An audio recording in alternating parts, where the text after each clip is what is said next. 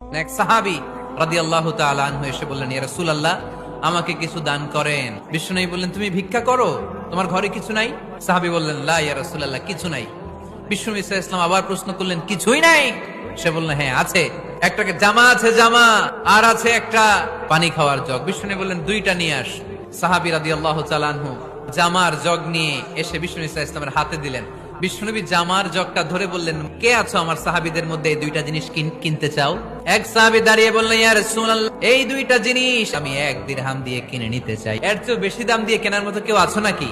আরেক সাহাবী হাত তুলে বললেন, ইয়া রাসূলুল্লাহ, আমি 1 দিরহাম নয়, আপনার সম্মানে 2 দিরহাম দিয়ে জিনিসগুলো কিনে নিতে চাই। দিয়ে দেয়া হলো। 2 দিরহাম নিয়ে বিষ্ণু ইসলাম ভিক্ষুক সাহাবীর হাতে দিয়ে বললেন, যাও 1 দিরহাম দিয়ে তোমার পরিবার পরিজনদের জন্য খাবার কিনে নিয়ে যাও, আর 1 দিরহাম দিয়ে একটা কুঠার কিনে নিয়ে আস। ওই সাহাবী আর 1 দিরহাম দিয়ে একটা কুঠার কিনে নিয়ে আসলেন। বিশ্বনবী কাঠের একটা হাতল লাগাই দিলেন আর বললেন, যাও এই কুঠার নিয়ে জঙ্গলে যে কাঠ কাটো, বাজারে যে বিক্রি করো। 15 দিনের ব্যবধানে 10 দিরহাম নিয়ে বিশ্বনবীর দরবারে ওই সাহাবী হাজির হয়ে গেলেন।